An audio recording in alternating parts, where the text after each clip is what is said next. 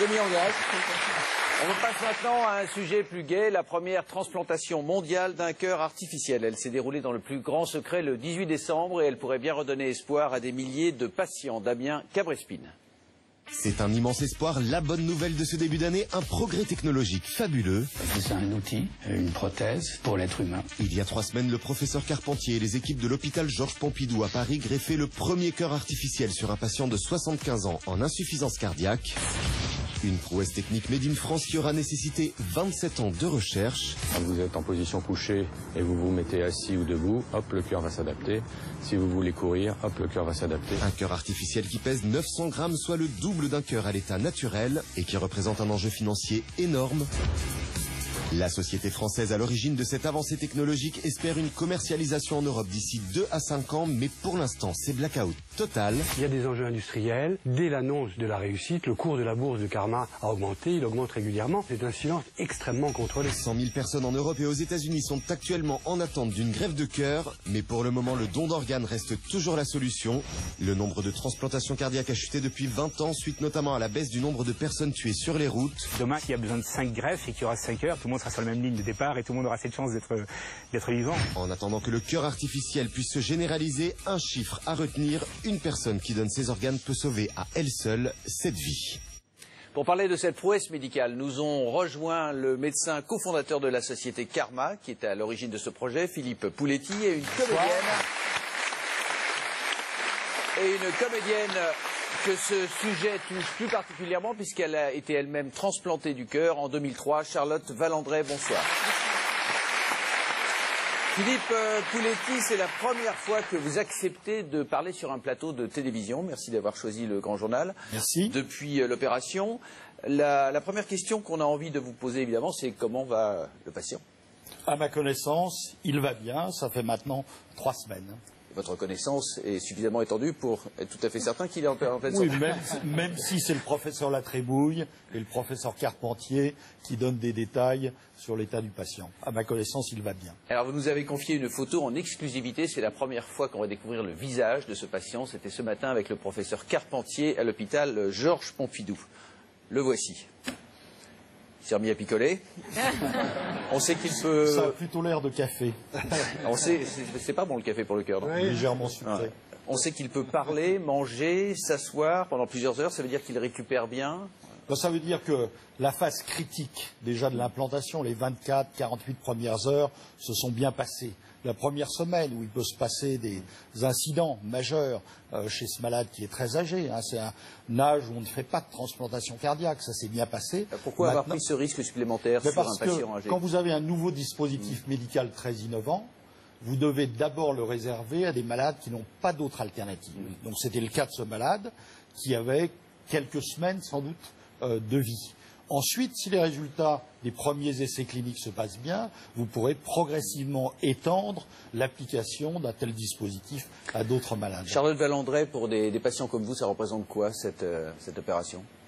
Ça pourrait représenter de ne pas avoir une deuxième greffe avec un cœur qui peut aussi s'abîmer parce qu'il peut y avoir des complications. Moi, ça fait 10 ans et ça s'est bien passé, mais il peut y avoir, par exemple, l'athérome du greffon qui risque de donner des infarctus malgré qu'on ait un nouveau cœur. C'est aussi ne pas attendre la mort de gens en mort cérébrale, donc ne pas attendre la mort de quelqu'un et ne pas vivre avec ça sur la conscience, c'est aussi très important. Ça développe une certaine forme de culpabilité. Bah oui, puis une culpabilité, non. Enfin, moi, je l'ai pas pris comme ça parce que quand on a la chance de rester en vie et que quelqu'un ait eu la générosité de faire ce geste, je peux pas culpabiliser toute ma vie de ça. Mais au moins, on se demande pas. On va pas se demander d'où vient ce cœur, de qui il est, etc. En plus, du coup, on aura moins peur qu'il s'arrête parce qu'il peut pas s'arrêter. Il y aura moins de médicaments à prendre parce que moi, je vous ai amené je sais pas si on les verra, mais je vous ai amené les médicaments qu'on prend que pour le cœur. Tous les jours. Tous les jours, 2 fois par jour. Voilà, donc c'est ça en moins aussi.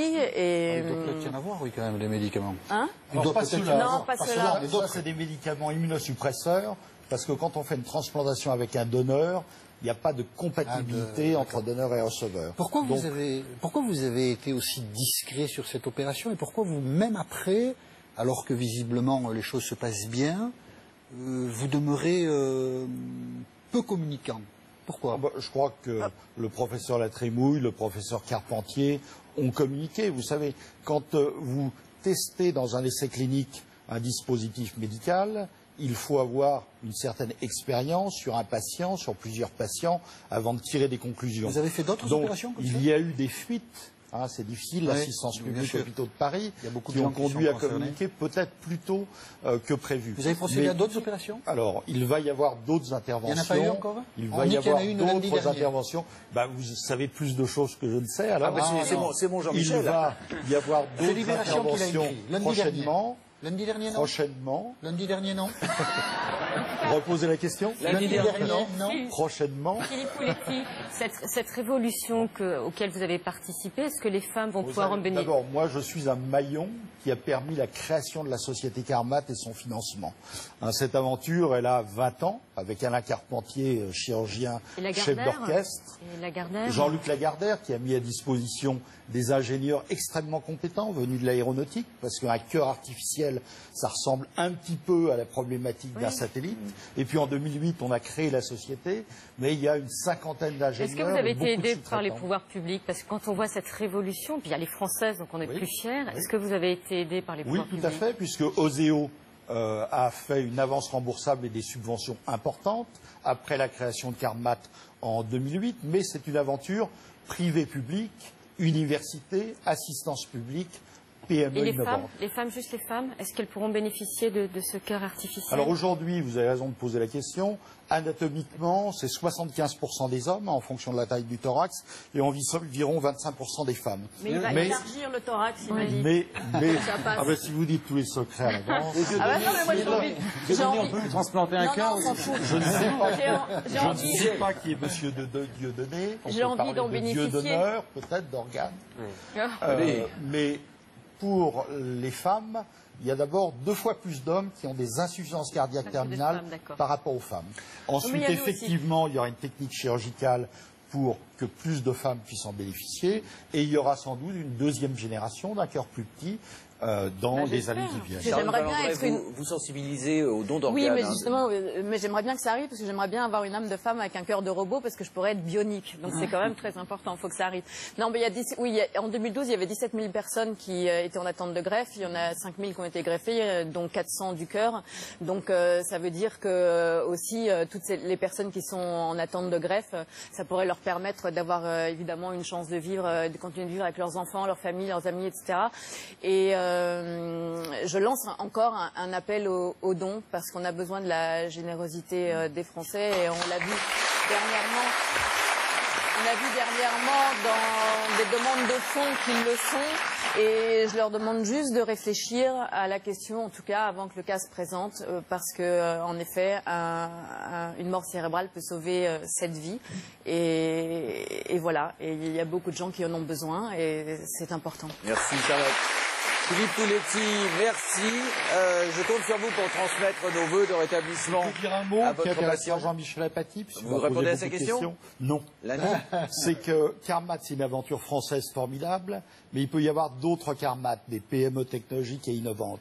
Et pour ça, il faut qu'en France, on accepte les innovations de rupture, on accepte de faire sortir de l'université la science, et on accepte de financer des projets qui peuvent changer la vie des gens, qui peuvent transformer des PME en grands groupes mondiaux. Et pour ça, il y a 2-3 réformes que le gouvernement a à faire. Tenir la promesse du président de rétablir le statut de la jeune entreprise innovante et orienter une fraction de l'épargne des Français vers ces PME extraordinaires dont certaines deviendront des leaders mondiaux et changeront la vie des patients. Merci Philippe Pouletti. Charles Berger, je rappelle votre livre sorti il y a 2 ans, de cœur inconnu. Oui, il y en a eu un 3e après et le 4e sort mi-avril. Faut que je me mette se mettre à la page. Oui. Et je voulais juste remercier les professeurs qui ont fait l'opération et souhaiter une longue vie à ce patient. D'accord. Yvon Attal, Nicolas Bedos, vous restez encore un instant avec moi. Si c'est comme ça, en cette journée mondiale de la Corse, non, je ne plaisante pas, nous avons rebaptisé une de nos séquences. Voici donc le Zapiuccio.